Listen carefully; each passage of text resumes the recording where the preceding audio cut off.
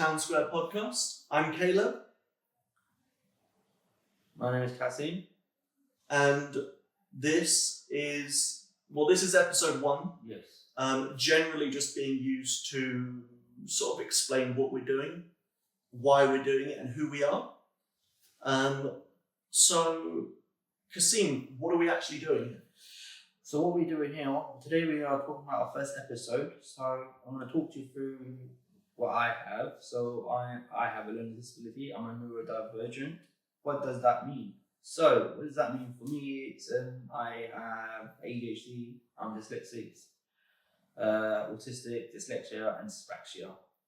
And it makes me who I am, and I'm happy for what I have. It's not going to make me change. It's a permanent thing that you have. Even if you use a permanent marker, it won't rub off. So what do you have, Caleb?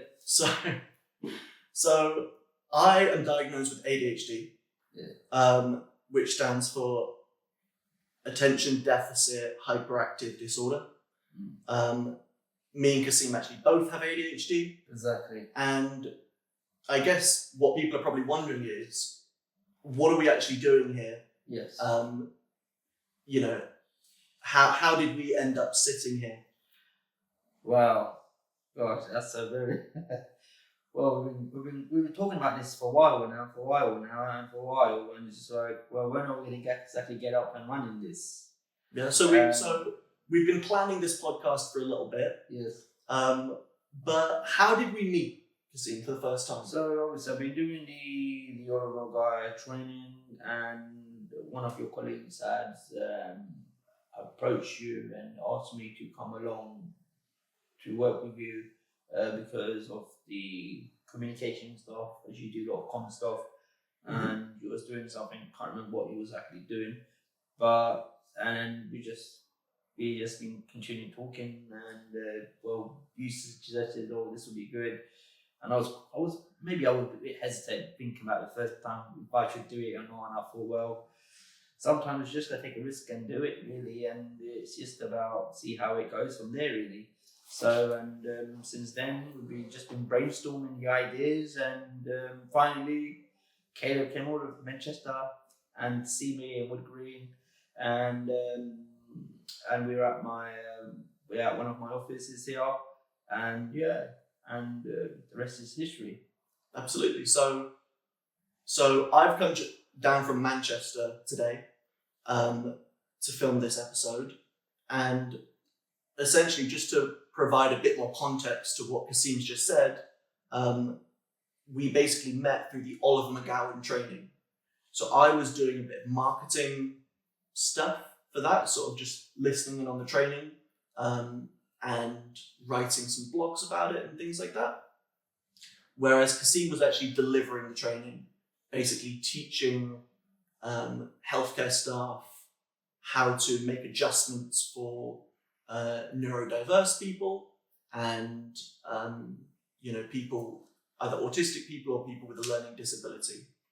So that bridges on to why we're actually starting this podcast in the first place. What is the point of this? I think it's no secret that there is a massive abundance of podcasts online.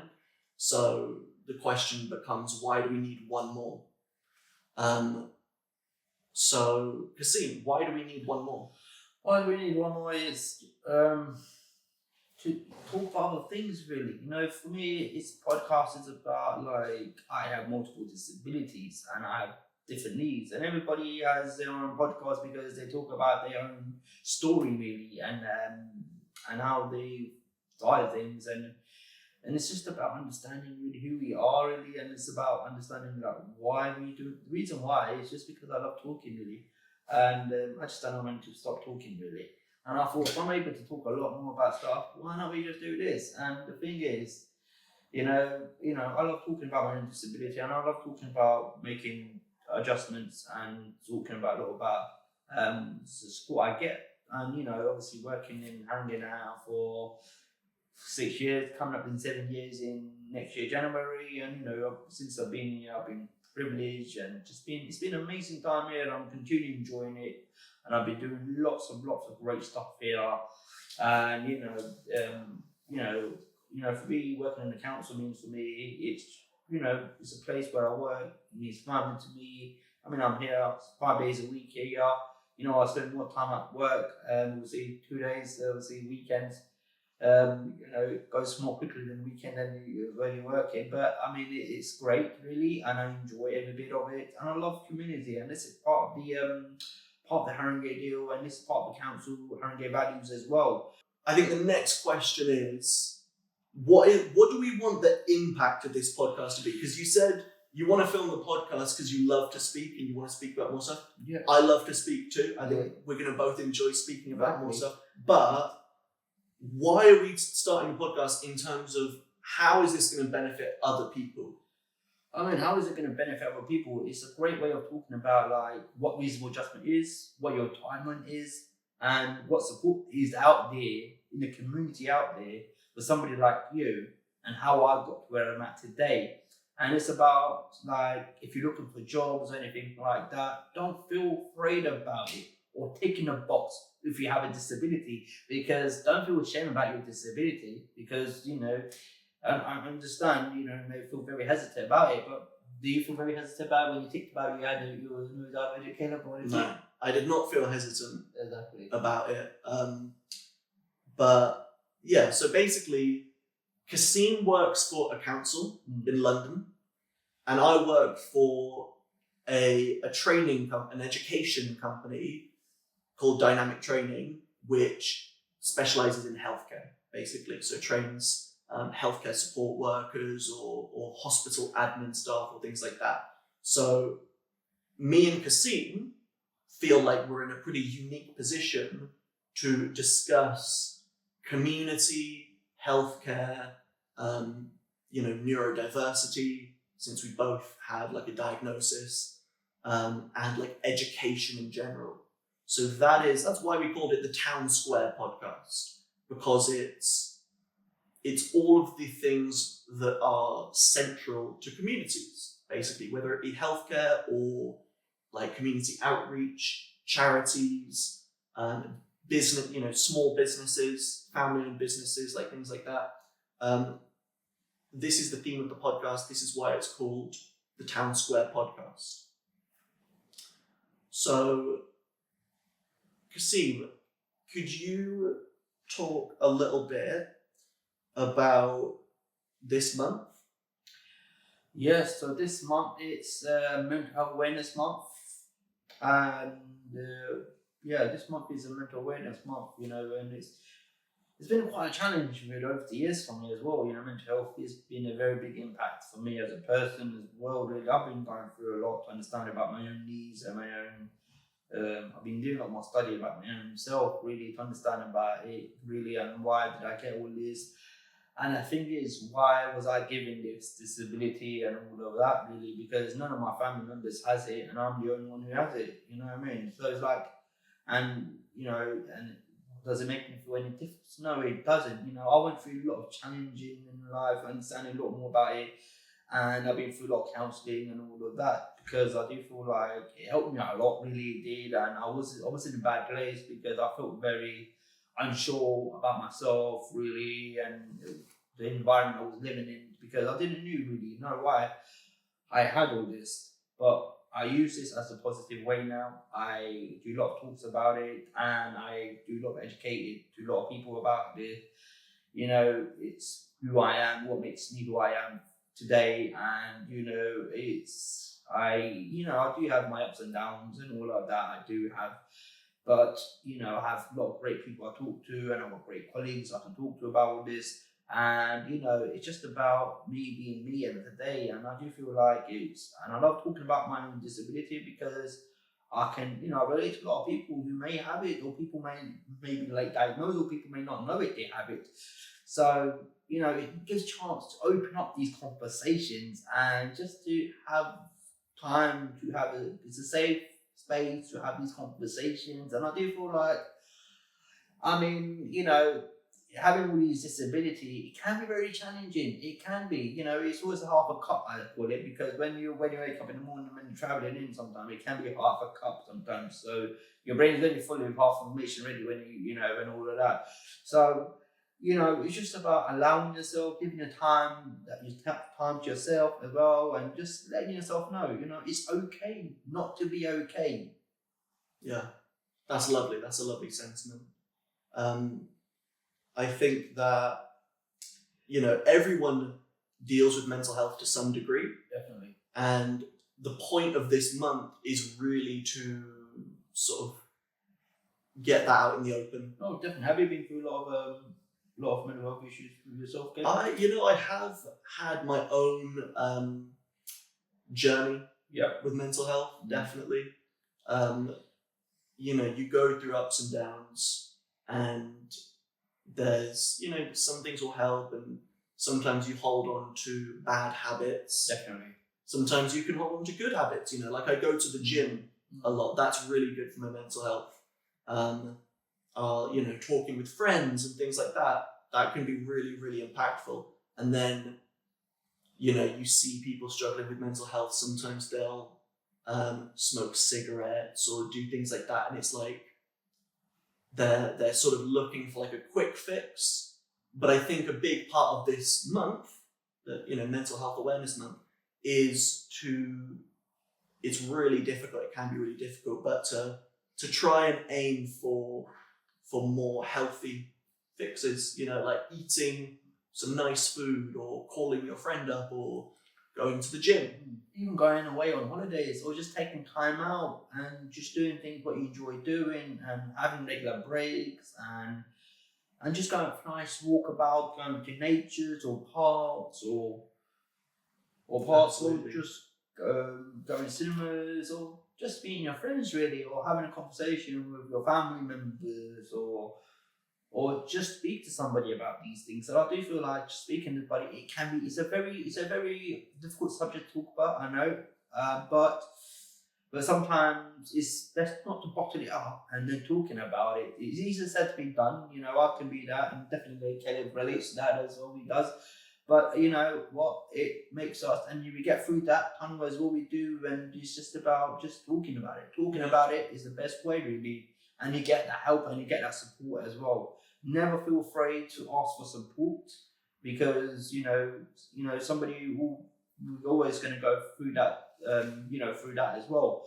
So it's about sharing ideas or your thoughts or that, and there's always support out there. Mm-hmm. And if somebody ever comes to you with their mental health and they need support, it's good to be aware of how to actually respond to that.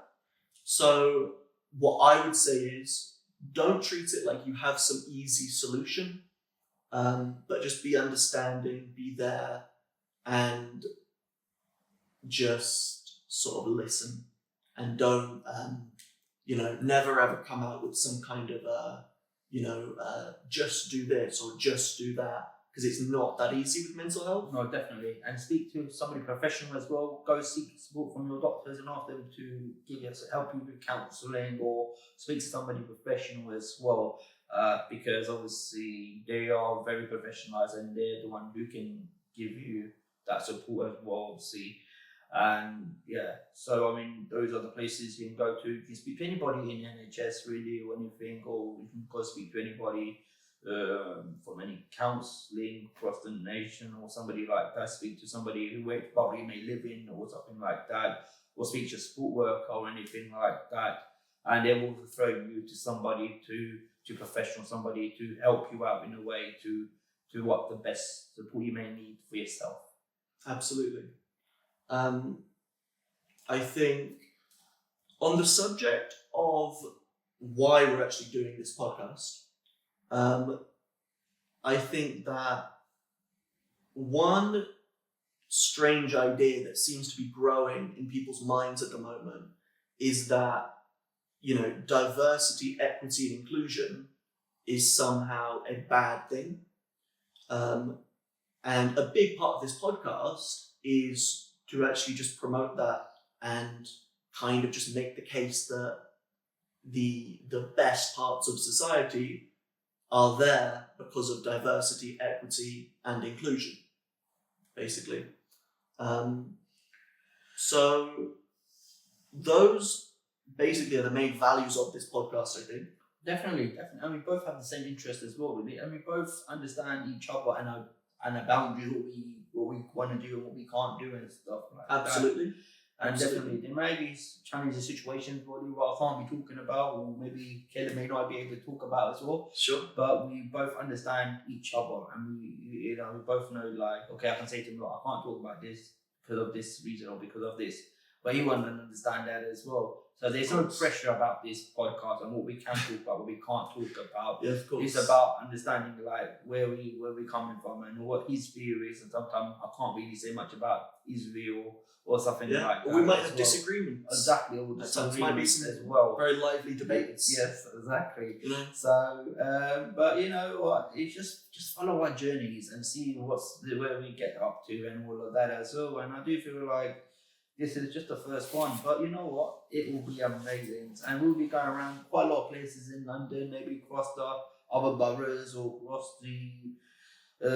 You never know where we end up. Maybe in your borough, maybe as well. So if you do want us to come to your borough, please do let us know. Drop a comment. Drop a comment. Drop a comment if you want us to come to your borough. Exactly. But yeah, we, in terms of like where we want to visit, where we want to branch out to.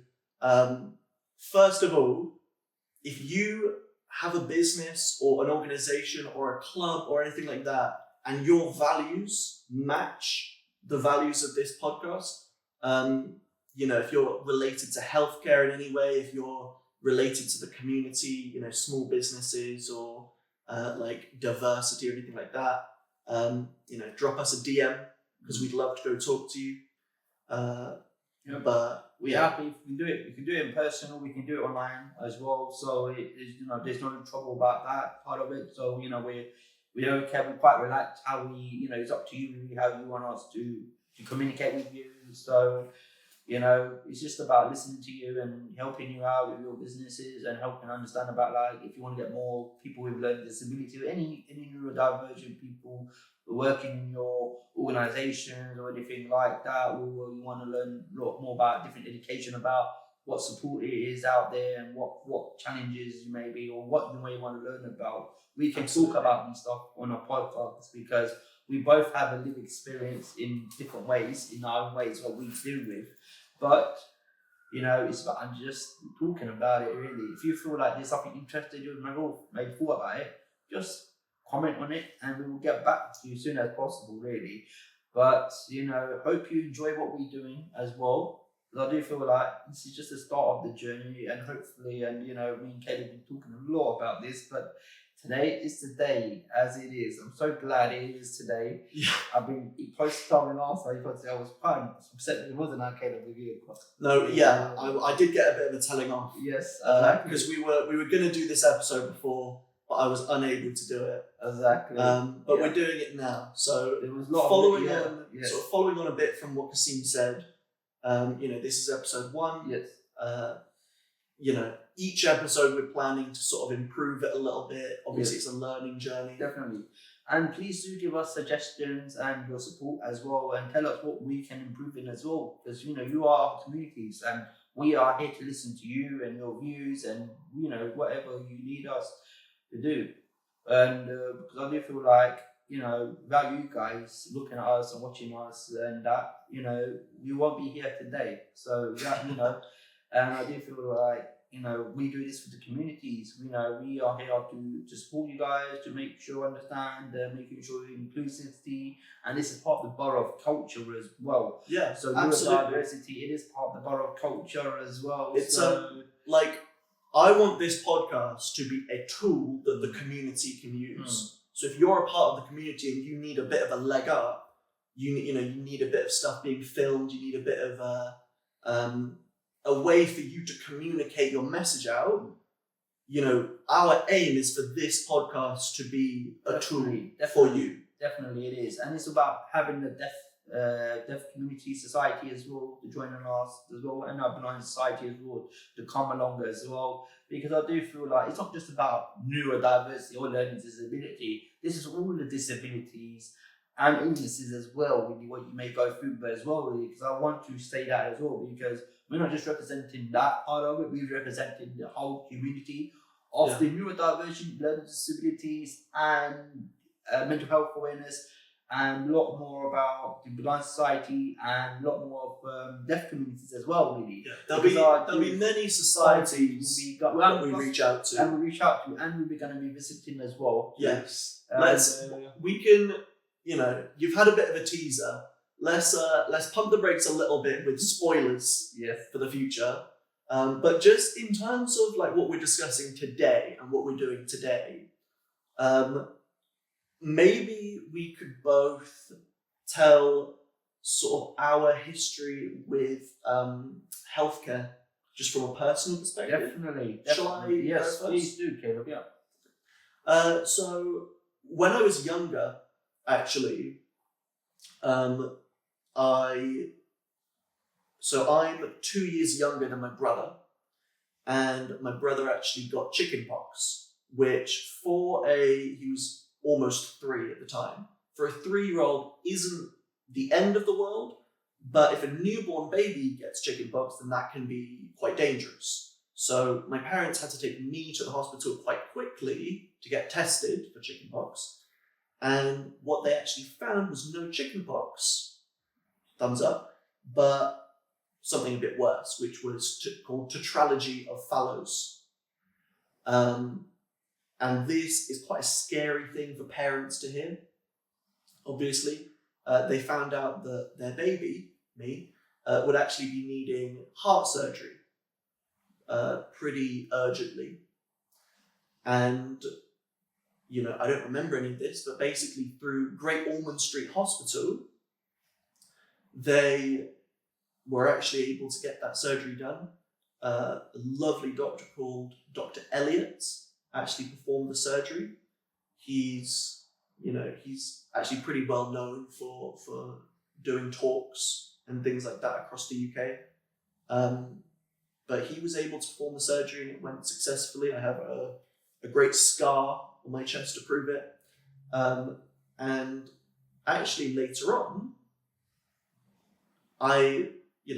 to this day, I'm working for Dynamic Training, and they are actually directly responsible for training Great Ormond Street staff.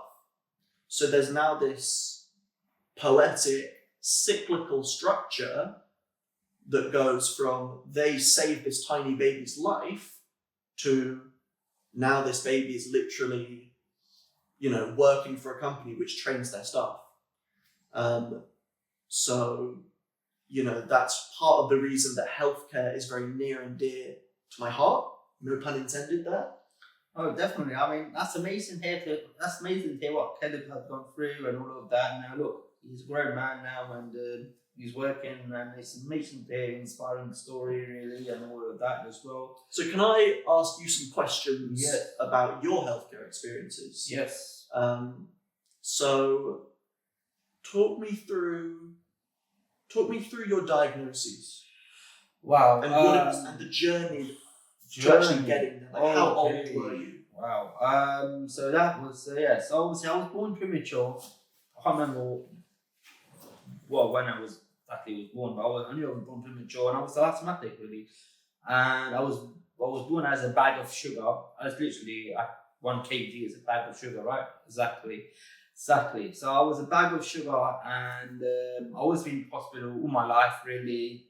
And I've been on oxygens, and I've been on tubes and that. And I was nearly, I wasn't able to walk. I think I was 3 or 4. I was not able to walk. I was bum shuffling a lot, and slowly I was able to walk. And a lot of issues with speech language. I had a lot of issues with that. And the hospital has been grateful with me. They have supported me. I nearly died once as well. I was going from, I think it was going to cross to Homerton Hospital, and something happened. Transition from the journey. Transported. Yes. And then I nearly died, but luckily I'm here today with you all. And So yeah, so I mean, I've always been in and out from hospital, and from a diagnosis, I had a learning disability. I didn't really knew how I got that diagnosis, but I have that. Then I knew I had. So you were a child. I literally I was they were doing they labeled me as a learning disability. I see. Because I was very premature and then I found out I had ADHD. Well, when I knew I had ADHD, I didn't know I had ADHD. When I went to doctors to get my medication, they told me I had ADHD. I completely forgot when I was a child. Then I remembered, oh gosh, really? Oh, so okay, that's nice to know. So, and then later on, I found out I'm autistic and then dyslexia as well. But they couldn't really say much about my dyslexia because I have a learning disability as well, because they wasn't sure if it overlaps each other. It does as well. Yeah. So it was quite tricky, but yes, I do. So I do have an overlay as well. Purple overlay taught me how to read things properly in a way. Mm-hmm. And well, yeah, this is my journey really. So hospital has been great really, and nobody would like to go to hospital, and I totally understand that. But when you really need to go to hospital, you really need to go to hospital. And when hospitals has been amazing. I was born literally in Whitcross Hospital in Leytonstone, in Waltham Forest, and yes, it's an amazing hospital really, and but yeah, so it's just a very big hospital as well really. So I was there for many years, and I was born in my house. Oh Actually, wow! I had a home birth. Oh wow! Yeah, the whole very quiet neighbourhood. Woke up pretty early in the morning by my mum giving birth to me. A house in Buckinghamshire, Marlow, little town. Mm-hmm. And yeah, so you can see why healthcare is such an important subject to both me and Kasim. It should be an important subject to everyone, and definitely. That's sort of part of why we're doing this podcast. Kasim, what would be, if you could have 3 words to describe ADHD, what 3 words would you pick? Wow, 3 words. It can be, I have so many interests I have. And it's very difficult to know which interest I have. Really. But to describe ADHD. Describe. Wow, gosh. To describe it, my cup is always half full, basically. It's always half full. And it's very... Wait, what are you saying? They're half full? So even when I'm traveling places, the cup is, your brain is always going into... The cup is half full or half empty? Half full is meaning all your information, for example now, your brain is always storming basically, always storming. And then when you get to somewhere, it's like, well, it's 50% already halfway there. So when it comes to afternoon, your battery's completely low. So you're using a lot of energy you are basically. So you're half full because you've used up half of your brain. Yes, exactly, yes. This is clearly some London lingo that I'm going to have to learn. Exactly, yeah, you have to learn this, but definitely. So ADHD, it's just, I don't know really. 3 words. 3 words. Word number 1. Go. I mean, it's full of energy, really. That's 4 words. That was it. 3 words, full of energy. All right, first word, energy. Yes. Second word? Passionate. And third word? Adventurous. All right, nice. Actually, 3 positive words there. That's good. What about you? What's 3 things? For me, I would say, they might not all be positive. Okay. I would say fickle. What does that mean? So fickle basically means that you're very quick to change your mind, or you're very quick. It could be to abandon a project. People with ADHD are pretty notorious for starting 1,000 projects and finishing none of them. It's the classic notebook with 2 of the pages filled out. Definitely, yeah. Because it can get, in theory, things can be really fun. Yes. But then when you actually get down to it and you have to go through that first phase of being quite bad at something, then that's when people with ADHD can lose motivation a little bit. So first word, fickle. Next word, I would say creative. 100% definitely on that one. Yeah. Definitely creative, because I think that ADHD can actually allow you to Brainstorm a lot more. Exactly. Think of things that you might not have thought of, connect things together that you might not have connected. And then for my third one, I'm going to say, there's no single word for like good under pressure, but I won't go there, but I'll say energized. I'm going to steal one from yours actually. Oh, please do, yeah. So I've got one negative in there, two positive. But yeah, that gives a sense of sort of what ADHD is. Is it easy to make friends within the obviously ADHD? It's very hard, really. It's easy in one place, but texting people back is very hard, really, because you've got so much going on. Yeah.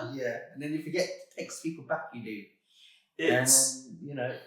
Yeah, and I mean, just in terms of staying in contact. Yes. People don't even realize this. Like neurotypical people might not even realize this. Like just having friends requires organization, and if you've had like a difficult couple of days, like working really hard.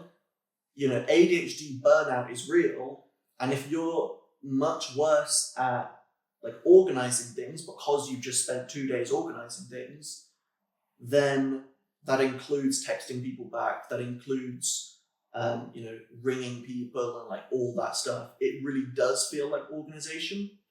The other thing is that people with ADHD, because they are notorious for basically abandoning projects, those projects can include people too.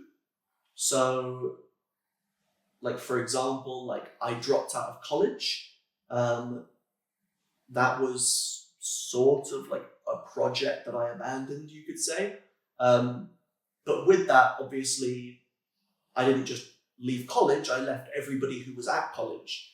So people with ADHD, they tend to move around more often. They tend to make changes more often, and they therefore don't have the same longevity within their friendships, because they're not spending years in the same place. Basically, it kind of messes with your head, and it can feel sort of like Kafka-esque to stay in the same place. And just as to define that, Kafka-esque basically means that there's so much organization, there's so much like red tape and bureaucracy that it just stops making sense, and you're not sure of anything.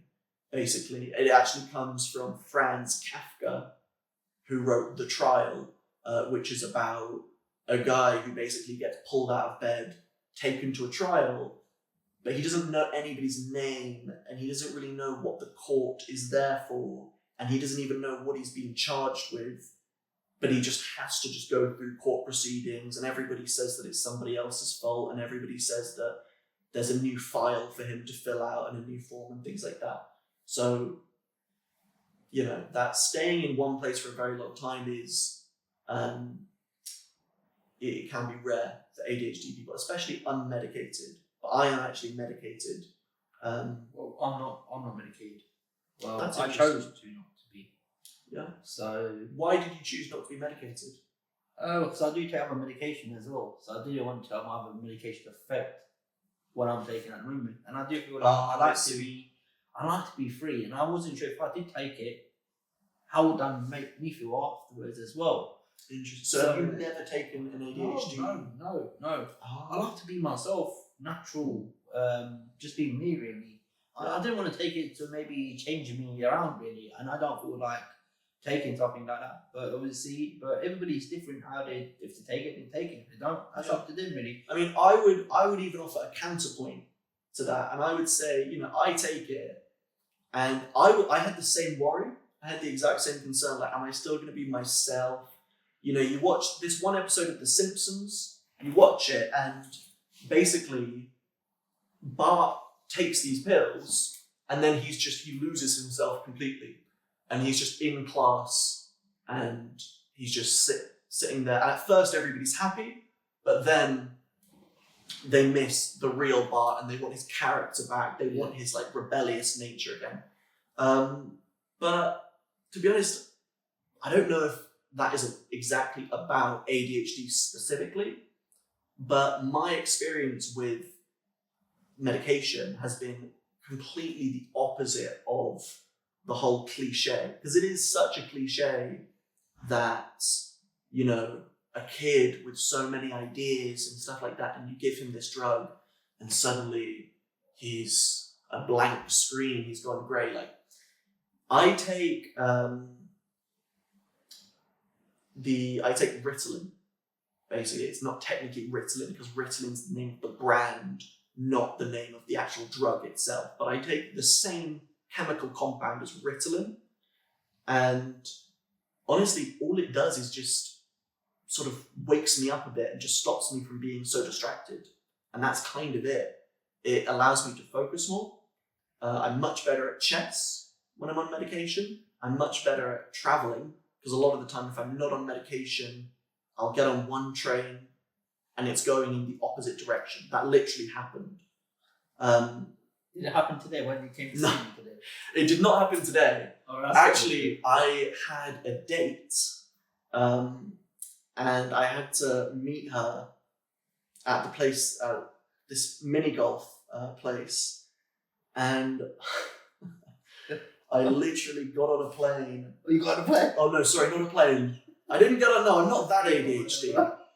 I'm not that ADHD. I could, yeah. You got on a plane. I wouldn't put it past me, but I got on a train, and it went in the complete opposite direction. So it really confused me looking at the map and seeing the place I wanted to go. And eventually I just had to ask them, like, when does this train get to wherever? And they were like, that's the opposite way. You're going in the opposite direction. But when I'm on medication, that doesn't really happen. I don't really miss so many trains or buses. I set my alarms and all things like that. But it just, for me, it really fills in the blanks, because I feel like I can be quite a creative person.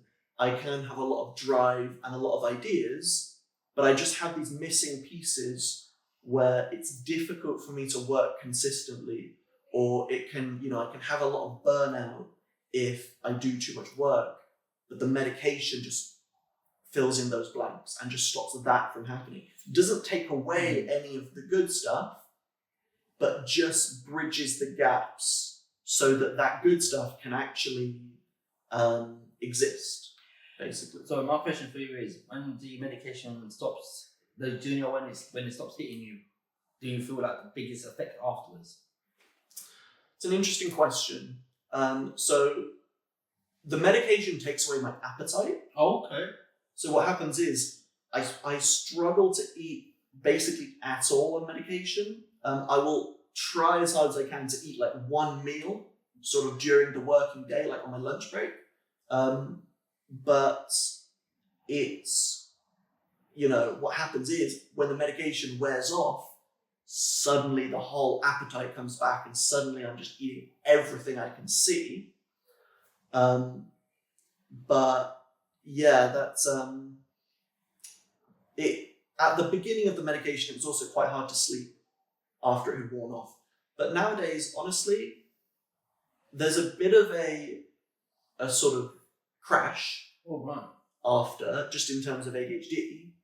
But normally I've got my work done at that point.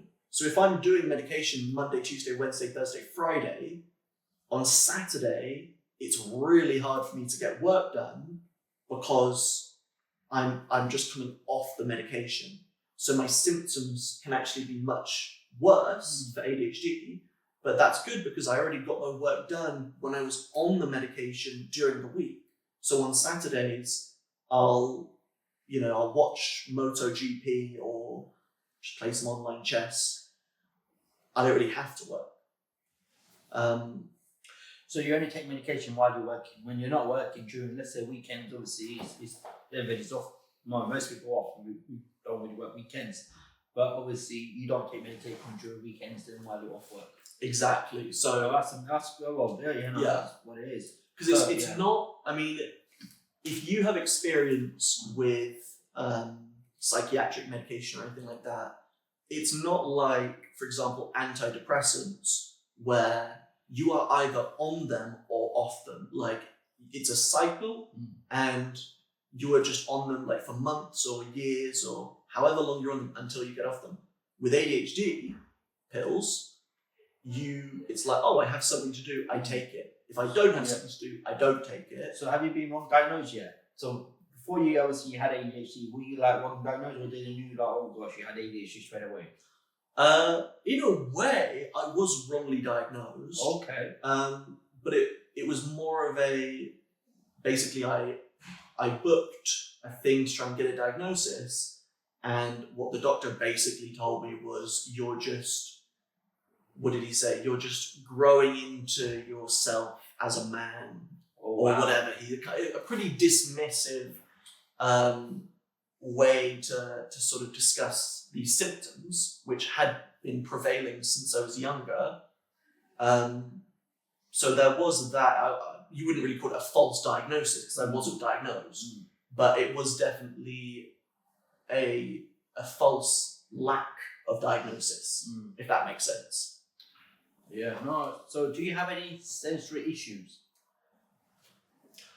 I don't think I do have sensory issues. The only thing I do have is when it comes to polystyrene. What does that mean? So polystyrene, you know the white, like foamy stuff Okay. that protects things that come in boxes? Okay. You know, you sort of take it out. Oh yes. This sensory experience from it is just really, really unpleasant for me. So you don't like the touching part of it? Touching or even hearing it. Okay. It's just really unpleasant. And I get it from my dad, actually. Okay. He has the same thing, and my brother has the same thing too.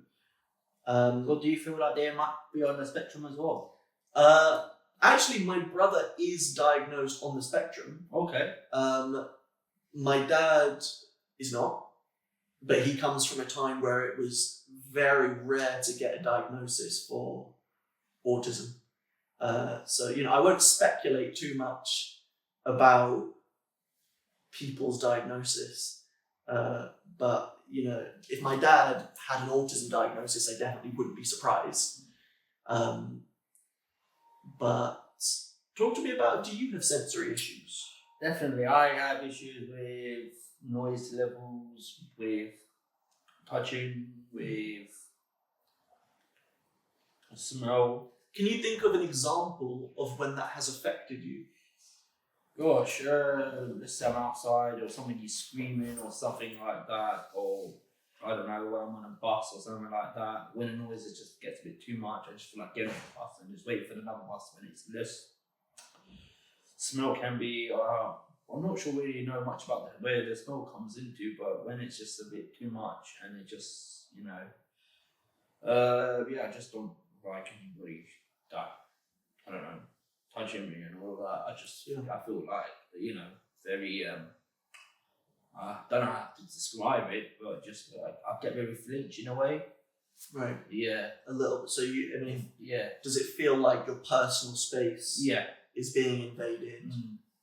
Can just be very unpleasant. And I think that that's something that a lot of people can relate to, but people just don't fully understand how unpleasant it can be if you have these like sensory issues, basically.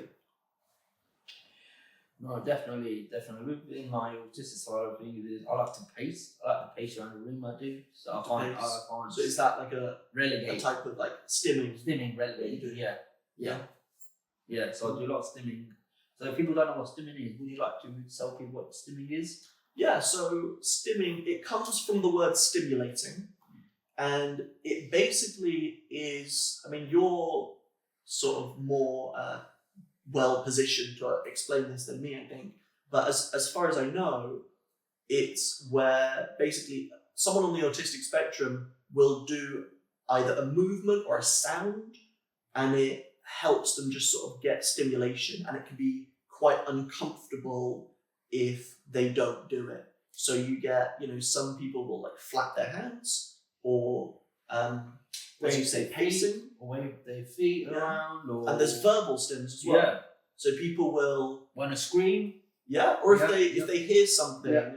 sometimes they'll sort of repeat the same like sound or music or a little piece of a song or Yeah. anything like that. Like I think that the rise of TikTok has actually given a lot of people verbal stims because they hear it and they'll keep saying it, basically.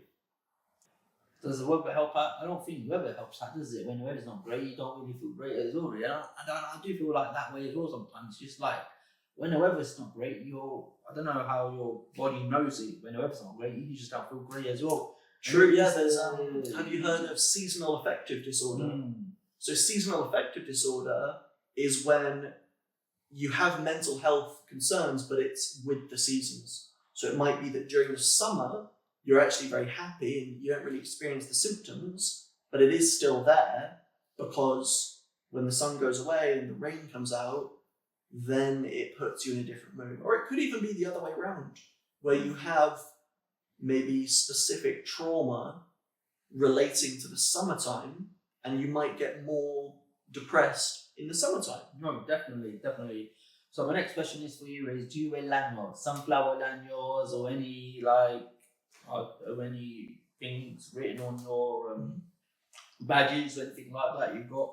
So I've never had one, and I've never actually been offered one either. I'm not sure if it's an option for ADHD. Definitely, you can get one. Obviously, from airports, if you're going on holiday, they give you one That's as good. well. So they have you can go through fast track as well. So if they see me getting on a plane in the wrong direction, then they'll see the lanyard and they'll be like, "That kid has ADHD." Well, I don't think about that part of it, but unless you put down where you're going on holiday, or if you put your picture on, or if you write it down where you're going, then maybe they will identify where you're going to. Okay. But they wouldn't really know it because they see thousands worth of people every day to do so. Right. They can't really keep up with just you alone. Really. I'll wear some like Gucci designer so they'll know I'm going to Italy.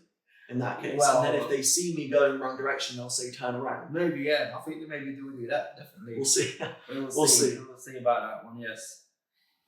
But do you wear a lanyard? Oh, I do. Yeah, definitely. I have my own lanyard. I have my own sunflower lanyards. Mm-hmm. I wear that a lot. I do. I feel very proud of wearing it. Everybody can notice I have a hidden disability. It's just about it's just about showcasing really what you have really. And I wore it when I went on holiday. Got through fast track as well. Sometimes I have issues walking. When you're at the airport, they just say, "Oh, you can sit on those buggy things," and they take you to where you gotta go to as well. Okay, so you're saying that basically having this lanyard has directly led to you getting these adjustments. Oh, definitely. I mean, I got these adjustments before they came out, really. But now most of the countries I've been to, they have it. They have lanyards and sunflower lanyards. If someone said to you, "I don't think lanyards should exist," what would be the argument against them? Well, that's their opinion, really, what they may think about it, really. So I don't really get involved in their opinion, what they think about that. But I guess my question to you is, why do you think that lanyards are important? Well, look, it's very important because people can identify you have a disability, so people will not miss your judgment or something like that. They will know you have this. They wouldn't ask you why you have it. They know it you have this for a reason. Okay. And then you can think of what's your diagnosis or what your... That's up to the people as well. So it avoids being undermined or questioned or anything like that. So you've got proof right then and there, like, I need this adjustment. Yeah. You don't need to question me. It's kind of like the blue card for parking. Oh, definitely. It's just like... obviously, yes. It's definitely how I blue disabled badge, really, but obviously in a way of the lanyard way as well. Really, lanyard, it helps me a lot. It has, obviously, when you're on trains or buses or in a quiet space area. So it's good, really, and a lot of people wear it. I've got loads of friends who has the hidden disability in their lanyards, really, and Yeah. But yeah, what do you do, Caleb? If you give me a few words of what you do. So, I basically do marketing with dynamic training. That includes basically just trying to communicate the options that healthcare staff have available to them. If you're working in healthcare, basically, you've got a bunch of paths forward. You can keep working in the same role if you enjoy that. There's ways to get more qualified. There's ways to make more money. There's ways to get more experience. And there's all these different paths forward in their career. And basically, it's my job to try and communicate these paths to them. Specializing in apprenticeships. So mainly we're looking at, learning on the job, getting paid while you learn, and then getting a qualification at the end of it, having worked the entire time. So not everybody can take time away to go to university and stuff, get into debt, not have time for a job or anything like that. So if you want to get a qualification, you want to get ahead, but you still want to work, then an apprenticeship is what you do. And it's part of my job is basically communicating that. But it's not just apprenticeships, it's all different courses. And that's actually how me and Cassim met, which was through the Oliver McGowan training. Apprenticeship is a great way going forward as well, because if you never worked before, and it's about money managing as well, so you have your own money, and it's a way of you to understand if your family are working, so you can understand that how your family will start working and the struggles they may have gone through as well. Mm-hmm. So it's about for you to understand about how is money has been made. But obviously your parents have been working very hard and they've been dedicating their life into working and all of that. So you have that experience by on the job learning, and then you do a few days in college, maybe once a week in college. And it's about just to understand about where the money come from and how it's about you. How do you spend that money yourself? Depending on the apprenticeship. Depending on the apprenticeship, of course. And depending on which degree you're going for as well, because it's depending on which degree you go to, depending on how much money you get coming from that as well. Yeah. And I think the main misunderstanding about apprenticeships that people have, if I was just to dispel one myth, everybody seems to think that basically an apprenticeship is, if you want a brand new job, you might go and get an apprenticeship, and that can be a way of entering into a field or something like that.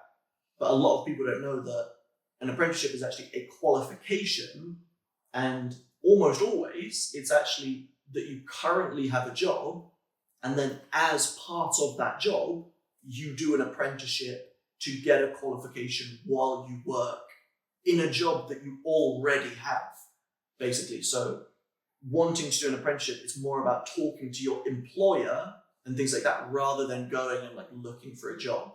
People hear, I'm starting an apprenticeship, they think that you've just gone and got a new job. But it's actually very different from that. It's about having experience. It's about having experience, understand about what you're doing, and it helps you by whatever you've been taught on the job. That's what you're studying for as well. Absolutely. So you're basically learning things in theory about, it could be numbers or statistics or things like that. So you're getting a much wider sense of your field, but you're still in your job and you're still getting paid, still in the same work environment, same colleagues, same boss, all of that stuff. But you've got a little bit of time put aside so that you can do this work whilst on the job, basically. But yeah, got a little bit sidetracked there. But if I was to basically sum up what I do in one sentence, I would just say, I write blogs and I make videos and I create social posts for healthcare staff to find out what their options are within their career. Thank you to everybody who has been watching this. Today it was the first episode. Hope you really enjoyed what you watched today. If you want us to talk about anything else, please do comment on below and just tell us what you're interested in, what you want to talk about, what you don't really know much about, and we are very happy to talk about that for you as well. Do not hesitate about that, and there's mostly answers for it as well.